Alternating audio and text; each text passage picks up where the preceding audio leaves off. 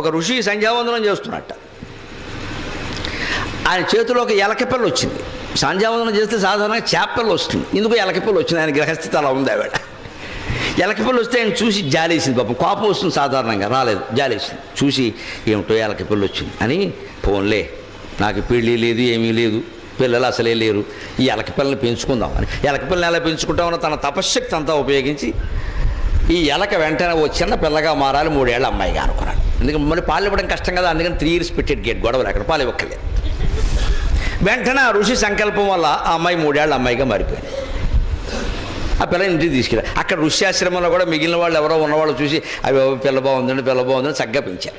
ఆ అమ్మాయి అలాగా నెమ్మదిగా 14-15 ఏళ్ళు పెరిగింది. తర్వాత ఆ అమ్మాయి యుక్త వయస్సుకు వచ్చాక, అమ్మాయి నీకు పెళ్లి చేయాలి కదా, చేస్తే నాకు బాధ్యత అయిపోతుంది, అందుకని నీకెవరు వరుడు కావాలో చెప్పు, నిన్ను ఎలకని నేను మనిషిని చేశాను, నువ్వు తలుచుకుంటే నువ్వు కోరుకుంటే ఎవరినైనా తీసుకురాగలను నేను